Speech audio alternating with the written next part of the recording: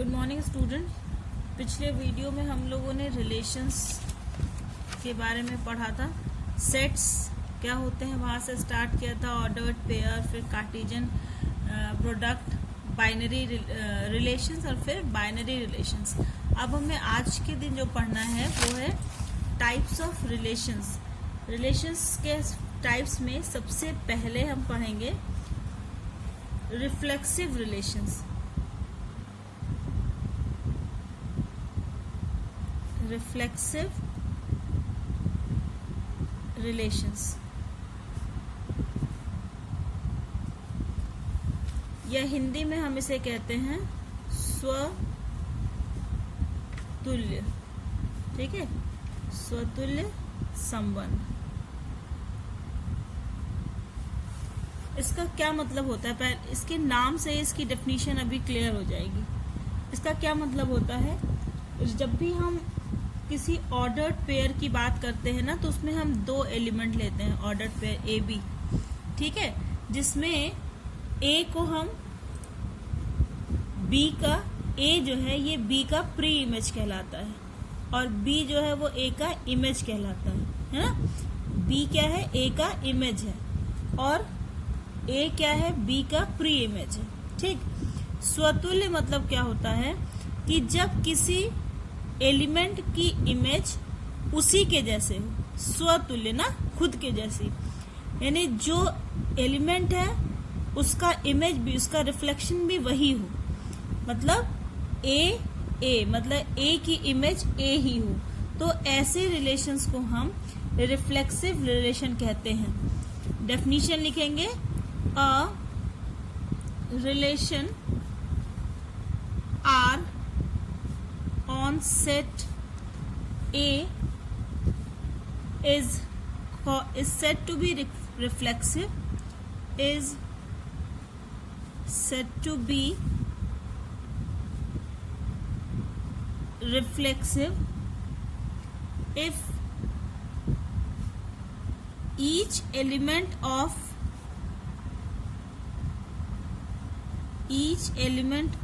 A is related to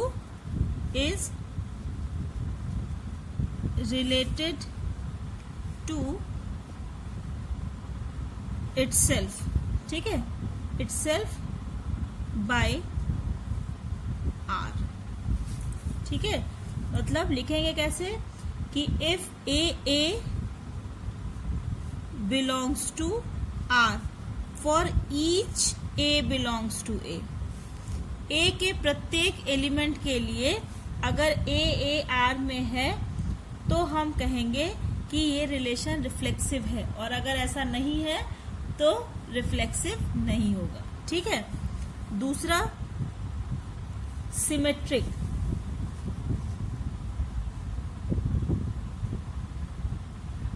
symmetric या इसे हम कहते हैं सममित संबंध। ठीक है, सिमेट्रिक या सममित। सिमेट्रिक तो जो आपने कोऑर्डिनेट में पढ़ा होगा, जैसे अगर हम कोई सर्कल बनाते हैं ना, इसका इक्वेशन x² + y² =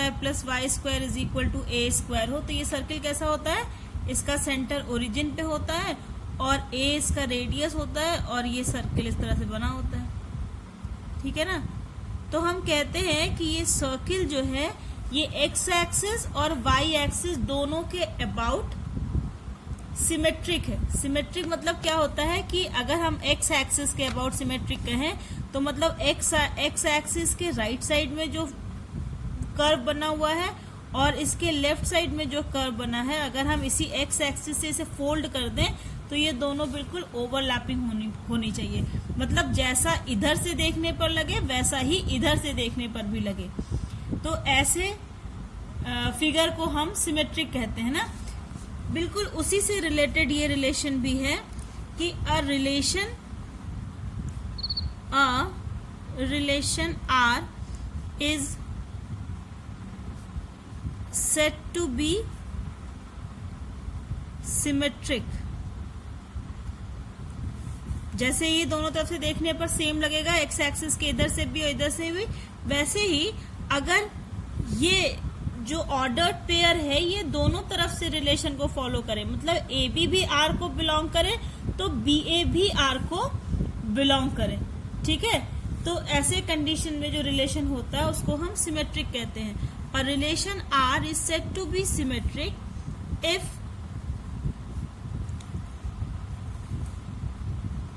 एंड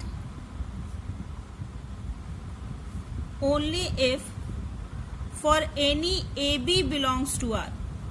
कोई ऑर्डर्ड पेयर ए बी अगर आर में है then it implies B A also belongs to R. तो बी ए भी आर में होना चाहिए where A B belongs to A. ये सारे हम जो हैं बाइनरी रिलेशन पर ही डिफाइन कर रहे हैं, ठीक है, ये सारे रिलेशंस। तो A B belongs to A cross A पर है, मतलब ए बी दोनों ए के एलिमेंट होने चाहिए। तो अगर ए बी आर में है तो ये इम्प्लाई करता है बी ए भी आर में होगा। अगर ऐसी कंडीशन एग्जिस्ट करती है तो हम कहते हैं कि ये सिमेट्रिक है। तीसरा, ट्रांजिटिव।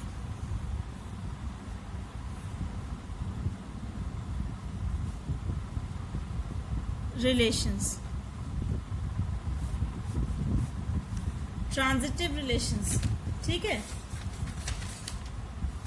या संक्रमक, हिंदी में से कहते हैं संक्रमक संबंध। संक्रमण होना या ट्रांजिटिव क्या होती है, इसका मतलब क्या होता है, आपने केमिस्ट्री में पढ़ा होगा ना, ट्रांजिटिव एलिमेंट्स पढ़ा था ना, एक जगह से दूसरी जगह चले जाते हैं। बिल्कुल उसी तरह यहाँ भी रिलेशंस भी इसमें भी होता है कि अगर हमें कोई दो पेयर ऐसे मिले ए बी और बी सी, सपोज ये दोनों ही आर में हैं, इन दोनों पेयर्स में क्या स्पेशलिटी है कि जो इस पहले वाले पेयर का सेकेंड एलिमेंट है वो दूसरे वाले पेयर का फर्स्ट एलिमेंट है। तो अगर ऐसी स्थिति होती है, अगर ऐसे दो पेयर्स हमें अपने रिलेशन में मिलते हैं तो इट इम्प्लाइज कि ए सी ये पेयर भी आर में होना चाहिए। अगर ऐसा है तो हम इस तरह के रिलेशन को ट्रांजिटिव रिलेशन कहते हैं, और अगर नहीं है तो नहीं, ठीक। तो a relation are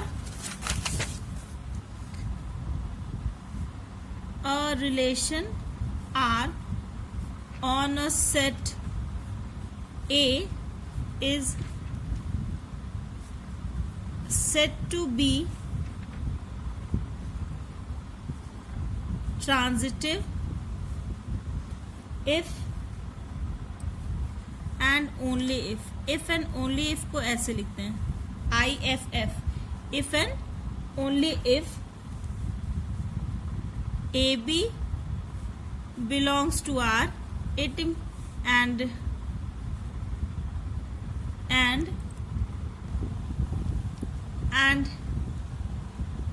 BC also belongs to R, then it implies AC belongs to R, where ABC belongs to A, ठीक है। ये तीन मेन रिलेशंस जो आपको पढ़ने थे, जो आपसे फ्रीक्वेंट पूछे जाते हैं, ठीक है। अब यहाँ पे इन तीनों रिलेशंस में जब हम रिफ्लेक्सिव किसी दिए हुए रिलेशन को जब हम रिफ्लेक्सिव चेक करते हैं, ठीक है, कि ये रिफ्लेक्सिव है कि नहीं, तो हम सेट में देखते हैं। ये जो सेट हमारा ए है कि ए के सभी एलिमेंट, जितने भी एलिमेंट्स हैं, अगर एक है तो एक के लिए, दो है तो दो के लिए, तीन है तो तीन के लिए, हर एक एलिमेंट के लिए ए यहाँ होना चाहिए।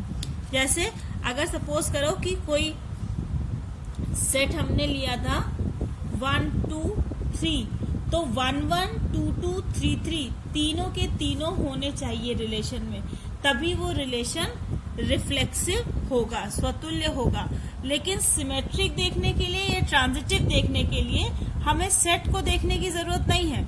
अगर रिलेशन में ए बी पेयर है, ए क्रॉस ए से हम नहीं कह रहे हैं, मतलब ए क्रॉस ए में तो होगा ही क्योंकि R is subset of A cross A, लेकिन ऐसा जरूरी नहीं है कि सभी के सभी एलिमेंट्स हम ए के लें कि सबका पेयर बनना चाहिए। कोई भी पेयर जो ए बी आर में है उसका रिवर्स भी आर में होना चाहिए, ये सिमेट्रिक हुआ। और ट्रांजिटिव में भी हम ट्रांजिटिव तभी चेक कर पाते हैं जब हमारे पास इस तरह के पेयर आर में एग्जिस्ट करते हो। ठीक है, अगर इस तरह का कॉम्बिनेशन, इस तरह के पेयर्स हमें मिलते हैं आर में, तो ही हम ट्रांजिटिविटी उस रिलेशंस की चेक करते हैं। ठीक है, तो रिफ्लेक्सिव तो आपको पूरे सेट के एलिमेंट्स का देखना होता है कि हर एक एलिमेंट के लिए ए ऑर्डर्ड पेयर आर में होना चाहिए। लेकिन सिमेट्रिक और ट्रांजिटिव के लिए जो पेयर आर में एग्जिस्ट कर रहे हैं हम उन्हीं को चेक करते हैं कि हर एक ए बी के लिए बी ए भी आर में होना चाहिए। और ट्रांजिटिव के लिए क्या होगा कि अगर इस तरह के पेयर्स एग्जिस्ट करते हैं ए बी बी सी, तो ए सी भी उस आर में होना चाहिए। ठीक, अब इन तीनों के साथ साथ ही हम एक पढ़ लेते हैं इक्विवेलेंस रिलेशन। इक्विवेलेंस रिलेशन या हिंदी में से कहते हैं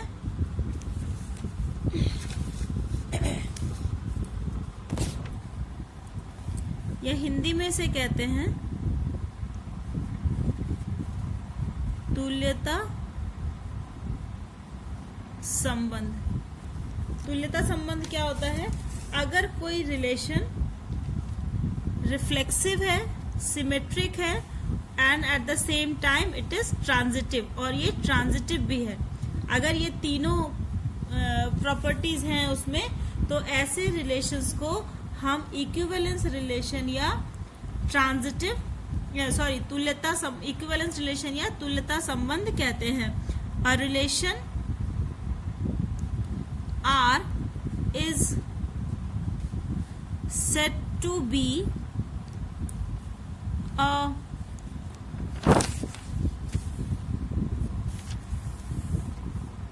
equivalence relation if it is reflexive, symmetric and transitive.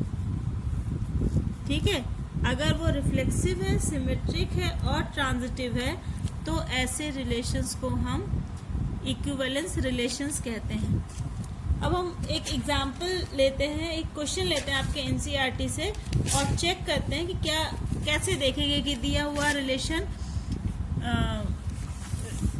Reflexive है या सिमेट्रिक है या नहीं है, या ट्रांजिटिव है या नहीं है। ठीक है, एक्सरसाइज 1.1 का फर्स्ट क्वेश्चन ही लेते हैं। क्वेश्चन नंबर 1 का first question, relation determine whether each of the following relations are reflexive, symmetric and transitive. एक रिलेशन आर डिफाइंड है सेट ए पर A is equals to 1 2 3 4 and so on 13 14। ठीक है, 1 से लेकर 14 तक नेचुरल नंबर्स का सेट है। इस पे रिलेशन आर डिफाइंड है। R is defined on A cross A पर आर डिफाइंड है such that R is equals to set of all ordered pairs X Y such that 3x minus Y is equals to 0। ठीक है, 3x minus Y is equals to 0। तो आप चाहें तो इसे पूरा टेबुलर फॉर्म में पहले बना लीजिए रिलेशंस को, ठीक है, और उसके बाद उसे चेक कीजिए। अदरवाइज आप लॉजिकली भी उसे प्रूफ कर सकते हैं। तो हम अभी ऑर्डर्ड पेयर पहले बना लेते हैं। एक्स वाई लेंगे such that 3x minus Y is equal to 0। पहले x हम अगर 1 लें तो 3 इंटू 1 कितना होगा 3, तो 3 में से 3 माइनस करेंगे तभी 0 आएगा, यानी 1 के साथ क्या बनना चाहिए 3। ये ऐसे हुआ कि 3x minus Y is equals to 0, तो 3x is equals to Y, है ना। तो 1 अगर x अगर 1 है तो y उसका 3 गुना हो जाएगा, क्योंकि y इक्वल टू 3x है। x इक्वल टू 2 ले तो y कितना होगा, 2 इंटू 3 यानी 6। फिर 3 ले तो 3 3 ज़ा 9, 4 ले तो 4 3 ज़ा 12। अब अगर हम 5 लेते हैं, अगला नंबर 4 के बाद यहाँ 5 होगा, अगला नंबर अगर लें तो पेयर हमारा क्या बन जाएगा, पेयर हमारा बन जाएगा 5 और 5 3 ज़ा 15। लेकिन 15 तो इस सेट में है ही नहीं, ये सेट तो केवल 14 तक ही है, यानी अब 5 के साथ पेयर हम नहीं बना पाएंगे। तो रिलेशन हमारा यहीं पे, ये सेट जो है यहीं पे क्लोज हो जाएगा। 1 3 2 6 3 9 4 12। 5 के साथ क्यों नहीं बनाया, क्योंकि 5 6 7 8 इसके बाद कोई भी नंबर अगर हम 14 तक लेते तो अगला नंबर उसका 3 टाइम्स होता, और वो नंबर यहाँ पे एग्जिस्ट ही नहीं कर रहा है ए में, तो इसलिए हम उसे नहीं ले पाएंगे। ठीक, अब देखो सबसे पहली बात, ये सिमेट्रिक नहीं है। क्यों सिमेट्रिक नहीं है, क्योंकि पहले रिफ्लेक्सिव देखते हैं। सबसे पहले देखते हैं रिफ्लेक्सिव, ये रिफ्लेक्सिव है कि नहीं। तो ऑब्वियसली ये रिफ्लेक्सिव नहीं है, क्योंकि रिफ्लेक्सिव होने के लिए क्या होता है कि A belongs to R for each A belongs to A. लेकिन यहाँ पर देखो कोई भी 1 2 3 4 किसी का भी 1 1 2 2 या 3 3 नहीं पेयर बन रहा है ना, आर में कोई भी पेयर ऐसा नहीं मिला है। तो हम लिखेंगे कि for reflexive A belongs to R for each A belongs to A. But यहाँ पे क्या दिया है कि 3x minus Y is equal to 0, तो it implies y equal to 3x। तो जब y इक्वल टू 3x तो ये a r को बिलोंग नहीं करेगा, therefore x does not belongs to r। ठीक है, क्योंकि ये यहाँ पे जो सेकंड प्लेस पे x होगा वो हमेशा पहले वाले इसके 3 गुना हो जाएगा, है ना। So x does not belongs to r। ठीक है, अब चेक करते हैं हम, तो it implies r is not reflexive. फिर सेकंड चेक करते हैं सिमेट्रिक, कि ये सिमेट्रिक है कि नहीं। सिमेट्रिक होने के लिए क्या होता है, फॉर सिमेट्रिक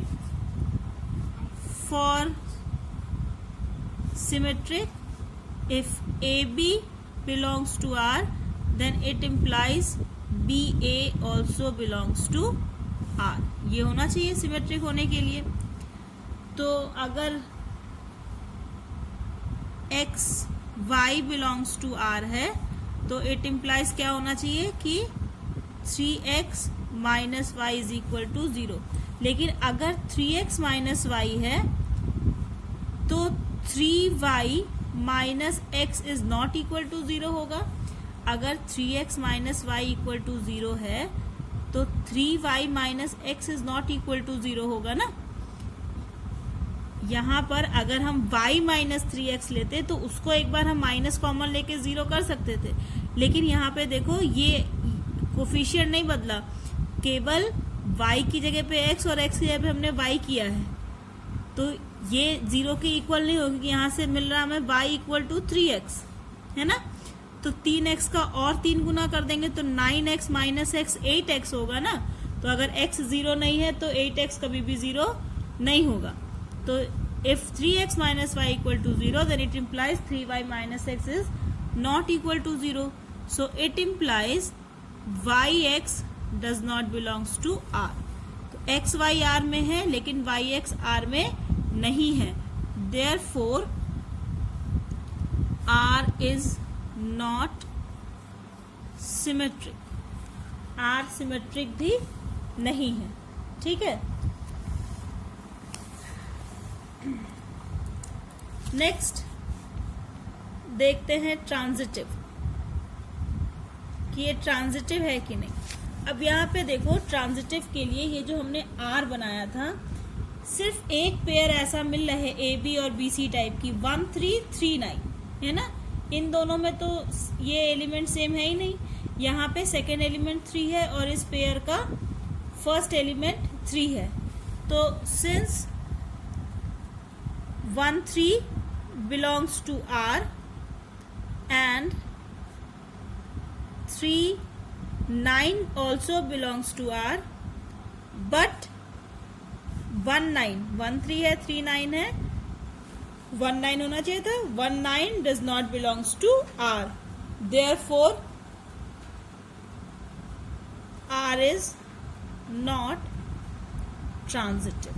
ये ट्रांजिटिव भी नहीं है रिलेशन, मतलब R रिफ्लेक्सिव भी नहीं है, सिमेट्रिक भी नहीं है और ट्रांजिटिव भी नहीं है। तो बच्चों इसी तरह आप अपने एनसीईआरटी की बुक से और साइड बुक जो भी आपके पास हो उससे आप वेरियस रिलेशंस को लीजिए और उसे लॉजिकली या इसी तरह से टेबुलर फॉर्म में चेंज करके, टेबुलर फॉर्म में रिप्रेजेंट करके उसमें चेक कीजिए कि whether the given equation is reflexive, symmetric और ट्रांजिटिव।